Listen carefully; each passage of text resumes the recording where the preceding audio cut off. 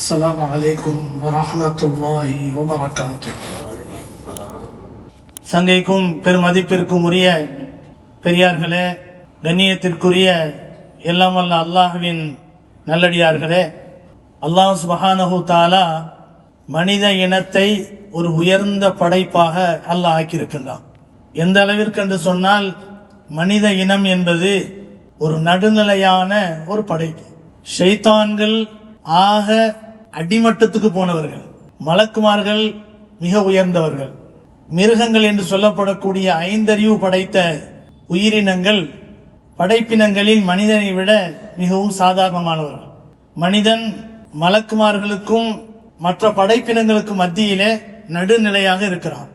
ஆனால் மனிதன் தன்னுடைய செயலால் மலக்குமார்களை விட உயர்ந்தவர்களாக ஆக முடியும். மனிதன் தன்னுடைய கீழ்த்தரமான செயல்பாடுகளால் மிருகங்களை விட மிக மோசமாகவும் ஆக முடியும். இந்த உலகத்திலே நாம் வாழக்கூடிய வாழ்க்கை, நல்ல எண்ணங்கள், நல்ல சேவைகள், இதை பொறுத்துதான் மனிதன் உயர்ந்தவனா தாழ்ந்தவனா என்ற நிலை தீர்மானிக்கப்படும். பெருமானார் ஸல்லல்லாஹு அலைஹி வஸல்லம் அவர்கள் ஒரு அழகான ஹதீஸை சொல்வார்கள். அனஸ் ரலியல்லாஹு அன்ஹு அவர்கள் அறிவிக்கக்கூடிய ஒரு ஹதீஸ் திருமதியிலே பதிவு செய்யப்பட்டிருக்கிறது. அல்லாஹ் பூமியை படைத்தான். பூமி அசைய ஆரம்பித்தது. உடனே அந்த பூமியின் மீது அல்லாஹு தஆலா பூமி அசையாமல் இருப்பதற்காக வேண்டி பெரும் பெரும் மலைகளை உருவாக்கினார். கல் மலைகளை நட்டு வைத்தான். அல்லாஹ் குர்ஆனில் சொல்லுகின்ற போது அந்த மலைகளை அல்லாஹ் முளைக்குச்சிகளாக ஆக்கினான் என்று அல்லாஹ் சொல்கிறான். ஆணிகள் மாதிரி அது ஆடாம இருக்கிறதுக்காக வேண்டி மலைகளை அல்லாஹ் என்ன செய்தான்? ஆணிகளை போன்று ஊன்றி வைத்தான். எப்போது இந்த ஒரு உறுதி மிகுந்த அந்த மலைகள் பூமியின் மீது படைக்கப்பட்டனவோ, அதன் பிறகு அந்த பூமி அசைவது நின்றுவிட்டது. இதை பார்த்து அஜபத்தில் மலாயிக்கத்து மின் ஷித்தத்தில் ஜிபால், இந்த மலைகளினுடைய இந்த உறுதியை, பலத்தை பார்த்து மலக்குமார்கள் ஆச்சரியப்பட்டார்கள். அல்லாஹ்விடத்திலே கேட்டார்கள், யா ரப்பி ஹல் மின் ஹல்கிக ஷைஉன் அஷத்து மினல் ஜிபால், இந்த மலைகளை விட உறுதி வாய்ந்த, பலம் வாய்ந்த வேறு ஏதாவது உன்னுடைய படைப்பிலே இருக்கின்றனவா என்று அல்லாஹ்விடத்திலே மலக்குமார்கள் கேட்டார்கள். அல்லாஹ் சொன்னான், நாம் மலைகளை விட உறுதி மிகுந்த ஒரு படைப்பை நான் படைத்திருக்கிறேன், அதுதான் இரும்பு என்று அல்லாஹ் சொல்கிறான். குர்ஆனிலே அல்லாஹ் தஆலா இரும்பு என்ற ஒரு அத்தியாயத்தையே அல்லாஹ் இறக்கி வைத்திருக்கிறான். இரும்பு என்பது ஒரு தாது பொருள். ஆனால் அதை விட ஒரு உறுதி வாய்ந்தது வேறு எதுவும் இருக்க முடியாது. அதை கொண்டு எத்தனையோ ஆயுதங்கள், வாகனங்கள், அதே போல உருக்கு சட்டைகள், தலைக்கவசங்கள், இது மாதிரியான பலவிதமான பாதுகாப்பு அரண்கள் எல்லாம் உருவாக்கப்படுகின்றன. இரும்பு என்பது எவ்வளவு உறுதி வாய்ந்தது! அந்த இரும்பினால் மலைகளையும் கூட என்ன செய்ய முடியும்? சுக்குநூறாக உடைத்து விட முடியும். அதனால்தான் அல்லாஹு தஆலா சொன்னான், நாம் அல் ஹதீத், நான் இரும்பை படைத்திருக்கிறேன் என்று அல்லாஹ் சொன்னான்.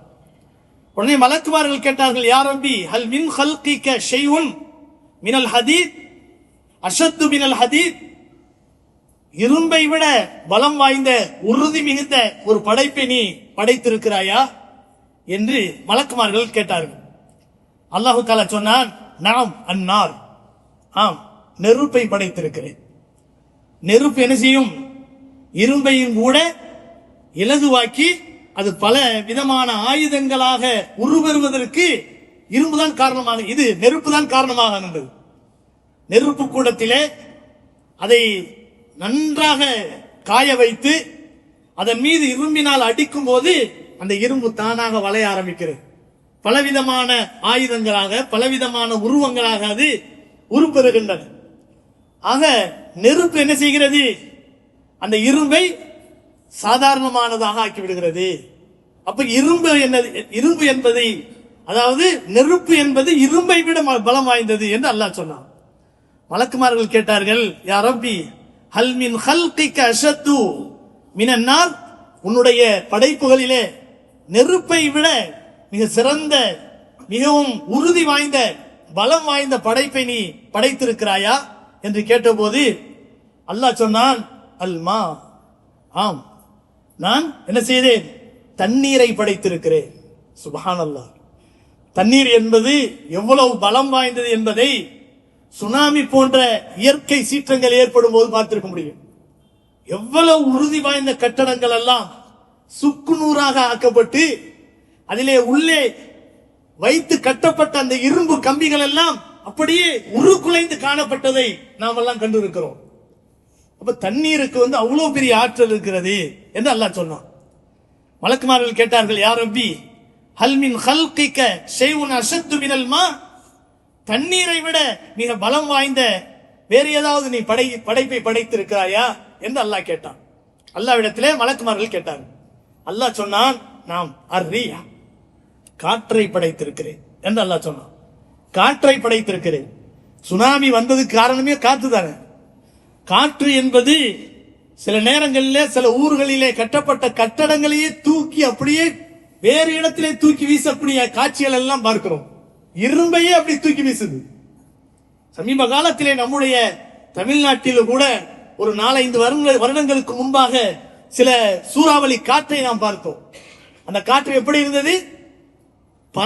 பாரம்பரியமாக நின்று கொண்டிருந்த உறுதி வாய்ந்த மரங்களை எல்லாம் கீழே ஒட்டுமொத்தமாக வேரோடு சாய்த்தது. பெரும் பெரும் கட்டடங்கள் எல்லாம் இடிந்து விழுந்தன. அப்போ அந்த நெருப்பை அதாவது தண்ணீரினுடைய சக்தியை விட மிக ஆற்றலுக்குரிய சக்தி காற்றுக்கு இருக்கிறது என்று அல்லாஹ் சுப்ஹானஹு வ தஆலா சொன்னான். உடனே அல்லாஹ்விடத்திலே மலக்குமார்கள் கேட்டார்கள், ஹல் மின் ஹல்கிக ஷைஉன் அஷத்து மினர் ரீஹ், காற்றை விட உறுதி வாய்ந்த ஒரு படைப்பை நீ படைத்திருக்கிறாயா என்று கேட்டபோது அல்லாஹ் சொன்னான், நாம் படைத்திருக்கிறேன். அது என்ன தெரியுமா? இப்னு ஆதம் தஸத்தக ஸதகத்தன் பியமீனி யுக்ஃபீஹா அன் ஷிமாலி, ஒரு ஆதமுடைய மகனாகிய மனிதன் தன் வலக்கரத்தால் செய்யக்கூடிய தர்மத்தை இடக்கரம் அறியாதவாறு மறைமுகமாக செய்கிறானே, அந்த தர்மத்துக்கு மேலே சொல்லப்பட்ட அத்தனை உறுதி வாய்ந்த பொருட்களை விட ஆற்றல் இருக்கிறது என்று அல்லாஹ் சொன்னான். அப்படி என்றால் இந்த தன்மை யாருக்கு தரப்பட்டிருக்கிறது? மனிதனுக்கு தரப்பட்டிருக்கிறது. எதையும் எந்த ஒரு தர்மத்தையும் மறைமுகமாக அல்லாஹ் ஒருவனுக்காக என்று செய்யக்கூடிய ஒரு பரிசுத்த தன்மை மிகுந்த உள்ளமை கொண்ட மனிதன் தான் ஆற்றலுக்குரிய மனிதன். இந்த உள்ளம் மனிதனை உயர்ந்தவனாக மாற்றும். அல்லாஹ் சுப்ஹானஹு வ தஆலா குர்ஆனிலே மனிதனுடைய அழகை பற்றி வர்ணிக்கிற போது வத்தீன் வஸ்ஸைத்தூன் வதூரி சீனீன் வஹாதல் பலதில் அமீன், அல்லாஹ் தஆலா பல சத்தியங்களை செய்கிறான். லக்கத் ஹலக்னல் இன்சான ஃபீ அஹ்ஸனி தக்வீம், மனிதனை நாம் அழகிய வடிவத்திலே படைத்தோம் என்று அல்லாஹ் சொல்கிறான். லக்கத் ஹலக்னல் இன்சான ஃபீ அஹ்ஸனி தக்வீம் சும்ம ரதத்னாஹு அஸ்ஃபல சாஃபிலீன், அல்லாஹ் சொல்கிறான், அவனுடைய நடைமுறை கேட்டின் காரணத்தினால், தீமையின் காரணத்தினால் அவனை மிகவும் அடிமட்டத்திற்கு கேவலமானவனாக மாற்றினோம் என்று அல்லாஹ் சொல்றான். சும்மா ரதத்னாஹு அஸ்ஃபல சாஃபிலீன். ஆனால் அந்த கெட்ட எண்ணங்கள், கெட்ட செயல்பாடுகள் எதுவுமே இல்லாமல் உயர்ந்த மனிதனாக இருக்க வேண்டும் என்றால் அவனிடத்தில் இருக்க வேண்டிய தன்மை என்ன தெரியுமா? இல்லல்லதீன ஆமனு வஅமிலுஸ் ஸாலிஹாத்தி ஃபலஹும் அஜ்ருன் கைரு மம்னூன், ஈமான் கொண்டு நற்காரியங்களை செய்கிறார்களே அவர்கள் தாழ்ந்து போக மாட்டார்கள், உயர்ந்தவர்களாக இருப்பார்கள் என்று அல்லாஹ் சுப்ஹானஹு வ தஆலா சொல்லி காட்டுகிறான். அவர்களுக்கு கணக்கில்லாத நற்கூலிகள் வழங்கப்படும் என்று அல்லாஹ் சுப்ஹானஹு வ தஆலா சொல்லி காட்டுகிறான். எனவே அருமையான பெருமக்களே, நல்ல உள்ளமை கொண்ட மனிதன் உயர்ந்தவன் என்று அல்லாஹ்விடத்திலே பெயர் பெறுகிறான், ஆற்றலுக்குரியவன் என்று அல்லாஹ்விடத்திலே பெயர் பெறுகிறான். ஒரு மனிதனுடைய உள்ளம் தூய்மையாக இருக்கக்கூடிய நிலையில் அவன் செய்யக்கூடிய சதகா, அவன் மீது இடப்பட்ட ஆயுளினுடைய அந்த விஷயங்களை கூட, அந்த கலா கதிர் என்று சொல்லப்படக்கூடிய விதிகளையும் கூட தகர்த்து விடக்கூடிய ஆற்றல் உண்டு. அல்லாஹ்வுடைய கலா கதிரை தகர்க்கக்கூடிய தன்மை வேற யாருக்காவது இருக்குதா? அல்லாஹும்ம லா மானிஅ லிமா அதைத் வலா முஅதிய லிமா மனா வலா ராத்த லிமா கலைத் வலா யன்ஃபஉ தல் ஜத்தி மின்கல். ஸல்லல்லாஹு அலைஹி வஸல்லம் கேட்ட ஒரு துஆ, நீ கொடுப்பதை யாராலும் தடுக்க முடியாது இறைவா, நீ தடுத்ததை யாராலும் கொடுக்க முடியாது, நீ எதை விதித்தாயோ அதை மாற்றும் வல்லமை யாருக்கும் கிடையாது. நபி அவர்கள் சொல்லக்கூடிய துஆ வலா ராத்த லிமா கலைத். ஆனால் மாற்றக்கூடிய வல்லமை இரண்டுக்கு உண்டு. ஒன்று உள்ள தூய்மையோடு செய்யக்கூடிய தர்மம், இன்னொன்று பரிசுத்தமான துஆ. இந்த ரெண்டுக்கும் கலாக்கதிரையும் அசைத்து பார்க்கக்கூடிய ஆற்றல் உண்டு. இதைத்தான் நபிகள் நாயகம் ஸல்லல்லாஹு அலைஹி வஸல்லம் அவர்கள் இங்கே சொல்லி காட்டுகிறார். அருமையான பெருமக்களே, நபிகள் நாயகம் ஸல்லல்லாஹு அலைஹி வஸல்லம் அவர்கள் சொல்லக்கூடிய அழகான ஹதீஸ் இங்கே மேற்கோளாக காட்டப்படுவதற்கு தகுதியாகும். நபி அவர்கள் சொன்னார்கள், நாமெல்லாம் எந்த நிலையில் இருக்கிறோமோ அதற்கு மாற்றமான ஒரு நிலைகள் கடைபிடிக்கப்பட வேண்டும். அது என்ன தெரியுமா? இன்னல்லாஹ லா யன்துரு இலா சுவரிக்கும் வ அம்வாலிக்கும். அல்லாஹ் உங்கள் உருவங்களையோ உங்கள் செல்வங்களையோ பார்ப்பதில்லை. வலாக்கி யன்துரு இலா குலூபிக்கும் வ அமாலிக்கும். மாறாக அல்லாஹ் உங்களுடைய உள்ளங்களையும் உங்களுடைய பரிசுத்தமான செயல்பாடுகளையும் அல்லாஹ் கவனிக்கிறான் என்று நபிகள் நாயகம் ஸல்லல்லாஹு அலைஹி வஸல்லம் சொன்னார். மனிதனிடத்தில் நல்ல உள்ளமை இருந்தால், நல்ல எண்ணங்கள் இருந்தால், அவன் வசதியாலும் அவன் திறமையாலும் அவனுடைய அந்தஸ்தாலும் படிப்பாலும் மிக சாதாரணமானவனாக இருந்தாலும் மிக உயர்ந்த அந்தஸ்திற்கு அல்லாஹ்விடத்தில் சென்று விடுகிறான். நபிகள் நாயகம் ஸல்லல்லாஹு அலைஹி வஸல்லம் அவர்களை சந்திக்க வரக்கூடிய ஒரு கிராமவாசி, அவருடைய பெயர் ஜாஹிர் ரலியல்லாஹு அன்ஹு. ஜாஹிர் ஒரு கிராமவாசி. கிராமவாசி என்றாலே அன்றைக்கு ஒரு சாதாரணமான படிப்பறிவு இல்லாத, நாகரிகம் தெரியாத, மிகவும் மட்டகரமான ஒரு விஷயமாக கருதப்படும். ஆனால் நபி அவர்களுடைய வருகைக்கு பிறகு அந்த அராப் என்று சொல்லப்படக்கூடிய அந்த கிராமவாசிகளின் மூலமாகத்தான் பலவிதமான மார்க்க சட்டங்கள் இந்த சமுதாயத்திற்கு தெளிவுபடுத்தப்பட்டன. நம்மை போன்று உயர்ந்த நிலையில் அதாவது நகரங்களில் வசிக்கக்கூடிய நாகரிகம் தெரிந்தவர்கள் என்று நம்மை சொல்லிக் கொள்கிறோமே, அப்படிப்பட்டவர்கள் சில நேரங்களிலே சில விஷயங்களை பேசுவதற்கு வைக்கப்படுவோம். ஆனால் கிராமத்திலிருந்து வரக்கூடிய அந்த மக்கள் இருக்கிறார்களே, வெகுளியானவர்கள். எதையும் நபி அவர்களாக இருந்தாலும் சர்வசாதாரணமாக கேட்பார்கள், அதை பற்றி கவலையப்பட மாட்டார்கள். அப்படிப்பட்ட வெகுளியான, எந்த விதமான தம்பட்டமும் இல்லாத, தங்களை பற்றி உயர்வாக நினைக்காத சாதாரணமான மக்கள். ஆனால் அல்லாஹ்விடத்திலே உயர்ந்தவர்களாக இருந்தார். ஜாஹிர் ஒரு சாதாரண கிராமப்புறத்து அரபி. அவருடைய தொழில் என்ன தெரியுமா? தன்னுடைய வீட்டுக்கு முன்னால் இருக்கக்கூடிய ஒரு சின்ன நிலத்துல விவசாயம் செய்து அந்த காய்கறிகளை எடுத்துக்கொண்டு வந்து மதீனா நகரத்தினுடைய அந்த நகரத்தினுடைய மார்க்கெட்டிலே வைத்து விற்பனை செய்வார். அவரிடத்தில் இருக்கக்கூடிய ஒரு நல்ல பழக்கம் என்னன்னு சொன்னா, இந்த ஜாஹிர் ரலியல்லாஹு அன்ஹு அவர்கள் தங்களுடைய வீட்டு காய்கறிகளை பறித்து கொண்டு வந்து அந்த கடை வீதியிலே விற்பனை செய்வதற்கு முன்பாக நபி அவர்களுடைய வீட்டை தேடி செல்வார்கள். எல்லா காய்கறிகளிலும் கொஞ்சத்தை வைத்து நபி அவர்களுக்காக வேண்டி ஒரு அன்பளிப்பை செய்துவிட்டு என்ன செய்வார்கள்? அந்த வியாபாரத்துக்காக வேண்டி போவார்கள். ஒரு தடவை நபிகள் நாயகம் ஸல்லல்லாஹு அலைஹி வஸல்லம் அவர்களுடைய வீட்டுக்கு வருகிறார்கள். யார் அது? வீட்டுக்குள்ளே இருந்து அம்மையார் கேட்கிறார்கள். உடனே வெளியிலிருந்து சத்தம் போடுகிறார்கள், நான் தான் ஜாஹிர் வந்திருக்கிறேன். அப்படியா, என்ன விஷயம்? நபி அவர்களுக்கு காய்கறி கொண்டு வந்தேன், அப்படி வச்சுட்டு போங்க அப்படின்றான். வைத்து விட்டு சென்று விடுகிறார்கள். மார்க்கெட்டில் போய் துணியை விரிச்சு காய்கறிகளை குவியலாம் வச்சு என்ன செய்யறாங்க? வியாபாரம் செஞ்சுக்கிட்டு இருக்கிறாங்க. நபிகள் நாயகம் ஸல்லல்லாஹு அலைஹி வஸல்லம் வீட்டுக்கு வருகிறார்கள். அம்மையார் சொன்னார்கள், ஜாஹிர் வந்தார், தங்களுக்காக வேண்டி சில காய்கறிகளை அன்பளிப்பு செய்தார். அப்படியா, நான் சென்று சந்திக்கிறேன் என்று சொல்லி நபி அவர்களுடைய தகுதியை விளங்கி நாம் இங்கே புரிய வேண்டும். நபி அவர்களுடைய அந்தஸ்தை பாருங்கள், எவ்வளவு உயர்ந்த அந்தஸ்துக்குரிய நபி. ஒரு சாதாரண ஒரு கிராமப்புறத்து அரபியை சந்திக்க செல்கிறார்கள். அதற்காக வேண்டி மட்டுமே செல்கிறார்கள். எனக்காக அவர் அன்பளிப்பு செய்தவர், அவரை மதிக்க வேண்டும். நபிகள் நாயகம் ஸல்லல்லாஹு அலைஹி வஸல்லம் அவர்கள் சென்று ஜாஹிர் ரலியல்லாஹு அன்ஹு அவர்களிடத்திலே சில விளையாட்டுக்களை விளையாட வேண்டும் என்று நினைத்தார்கள். பின்னால் இருந்து சென்று அவருடைய கண்ணை மூடிக்கிறார். நபி அவர்களுடைய கரங்களால், பொற்கரங்களால் அவருடைய கண்ணை மூடிக்கிறாங்க. மூணு உடனே ஜாஹிர் ரலியல்லாஹு அன்ஹு அவர்கள் உணர்கிறார்கள், இந்த பட்டு போன்ற கரம் பரிசுத்தமான மாணவியின் கரம்தான். இந்த கரத்தில் இருக்கக்கூடிய வாசமனம் வேறு எதற்கும் நிகரல்ல. எனவே இது என்னுடைய உயிரின் மேலான கண்மணி நாயகம் ஸல்லல்லாஹு அலைஹி வஸல்லம் கரம் என்பதை புரிந்து கொண்டு உடனே பெருமானார் ஸல்லல்லாஹு அலைஹி வஸல்லம் அவர்களுடைய நெஞ்சோடு தன்னுடைய முதுகை அப்படி சாய்க்கிறார். அந்த அரவணைப்பு கிடைக்கணும், நபி அவர்களுடைய உடலோடு என்னுடைய அரவணைப்பு கிடைக்கணும், அந்த அருகாமை கிடைக்கணும், அந்த பரக்கத்தை நான் பெற்றுக்கொள்ள வேண்டும் என்று நினைக்கிறார்கள்.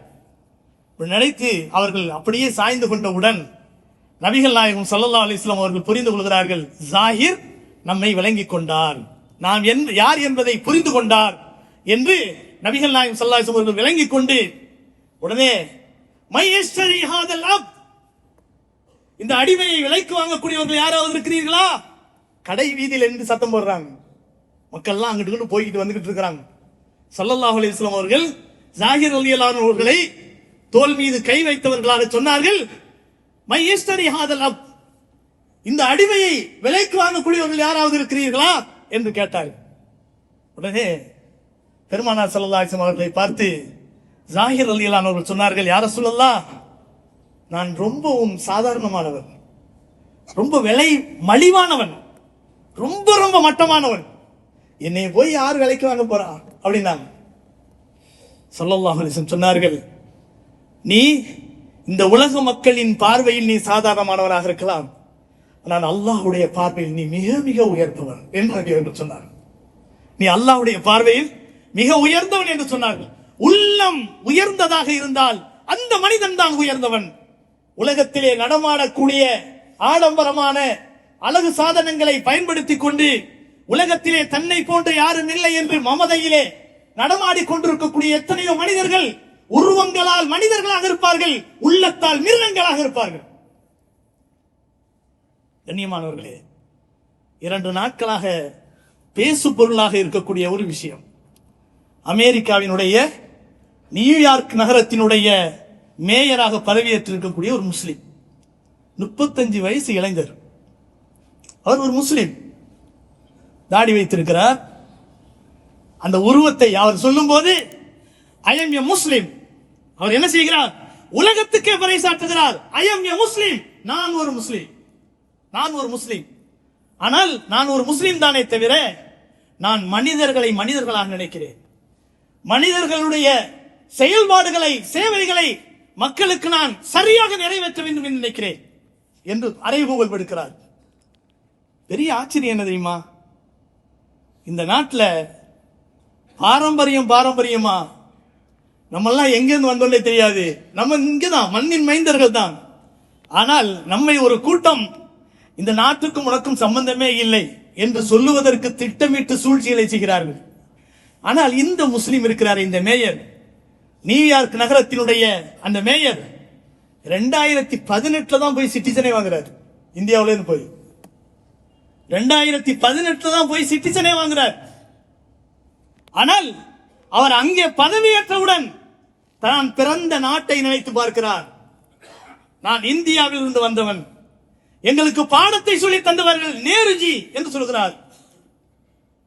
அவருடைய அழகான பேச்சு, அழகான நடைமுறை, இதையெல்லாம் பார்த்து அங்கே அதிபராக இருக்கக்கூடியவர் மட்டகரமாக பேசினாலும் அந்த நியூயார்க்கினுடைய, அதாவது இன்னொரு மேயராக தேர்தலிலே போட்டியிட்ட அவர் இன்னொரு வேட்பாளர், அந்த மக்கள் எல்லாம் இவரை பார்த்து ஒரு மாதிரியாக பேசிய போது, இல்லை பேசாதீர்கள், இந்த நியூயார்க் நகரத்தினுடைய மக்களுக்கான சேவைகள் நடைபெற வேண்டும் என்பதற்காக இந்த மனிதர் தேர்ந்தெடுக்கப்பட்டிருக்கிறார், எனவே அவருக்கு வாழ்த்துக்கள் உண்டாகட்டும் என்று சொன்னார். அங்கேயும் மனிதம் வாழ்கிறது, அங்கேயும் மனிதம் வாழ்கிறது.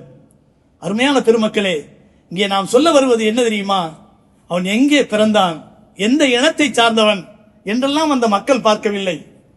அந்த நாடு ஒரு வெள்ளைக்கார நாடு, ஆனால் எங்கிருந்தோ ஒரு இந்தியன் சமீப காலத்திலே சிட்டிசனாக மாறிய மனிதன் அந்த நகரத்தினுடைய ஒரு மேயராக பதவியேற்கிறார். நியூயார்க் என்பது சாதாரணமான நகரம் அல்ல, அங்கேதான் ஐக்கிய நாட்டு சபை இருக்கிறது.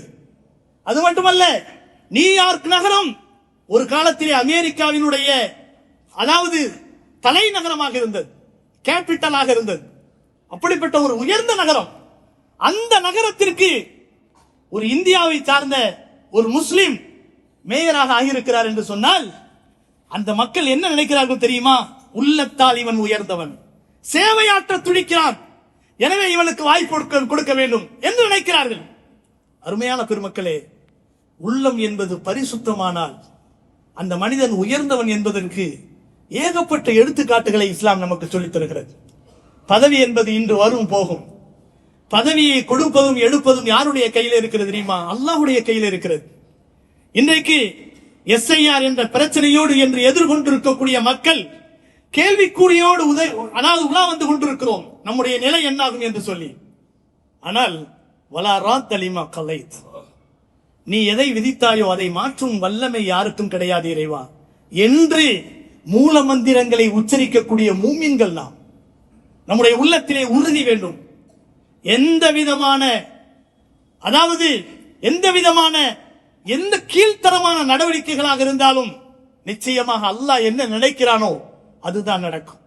அல்லாஹும் மஹ்தினி ஃபீமன் ஹதைத் வஆஃபினி ஃபீமன் ஆஃபைத் வதவல்லனி ஃபீமன் தவல்லைத் வபாரிக் லீ மினல் கைரி ஃபீமா ஆதைத் வகினி ரப்பனா ரப்பி ஷர்ர மா கலைத்.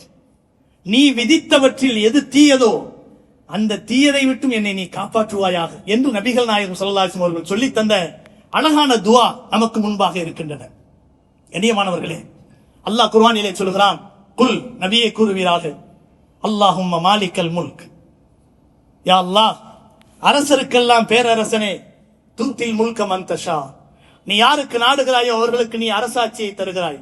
வ தன்ஸிஉல் முல்க மிம்மன் தஷா, நீ யாருக்கு நாடுகிறாயோ அவர்களிடமிருந்து அரசாட்சியை பறித்துக் கொள்கிறாய். வ துஇஸ்ஸு மன் தஷா, நீ யாருக்கு நாடுகிறாயோ அவர்களுக்கு கண்ணியத்தை தருகிறாய். வ துதில்லு மன் தஷா, நீ யாருக்கு நாடுகிறாயோ அவர்களுக்கு இழிவை தருகிறாய். வியதிக்கல் கைர், இதுதான் மூல மந்திரம். இதுதான் கடைசியாக நமக்கு சொல்லப்படக்கூடிய ஒரு சிறிய வார்த்தையில் ஒரு அழகான மெசேஜ். வியதிக்கல் கைர், அனைத்து நலவுகளும் உன் கைவசத்திலே இருக்கிறது. நம்பிக்கை வைத்திருக்கிறோம். நாமெல்லாம் இந்த நம்பிக்கையின் அடிப்படையில் தான் இந்த பரிசுத்தமான பள்ளிவாசலில் அமர்ந்திருக்கிறோம். முஸ்லிம்கள், மூமீன்கள் என்ற ஒரு அற்புதமான பெயரோடு இங்கே அமர்ந்திருப்பதற்கு காரணம் வியதிக்கல் கைர் என்று சொல்லக்கூடியவர்களாகும். யா அல்லாஹ், உன் கைவசத்திலே தான் அனைத்து நலவுகளும் இருக்கின்றன. இன்னக அலா குல்லி ஷைஇன் கதீர். ஷை என்று சொன்னாலே வஸ்துக்களுக்கும் சொல்லலாம், செயல்களுக்கும் சொல்லலாம்.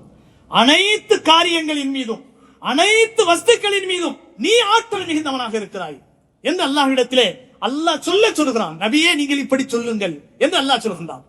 அருமையான பெருமக்களே, ஒரு அழகான சம்பவம். கண்மணி நாயகம் ரசூலுல்லாஹி ஸல்லல்லாஹு அலைஹி வஸல்லம் அவர்கள் ஒரு தடவை மதீனா முனவ்வராவிலே மஸ்ஜித் நபவியிலே அமர்ந்திருக்கிறார்.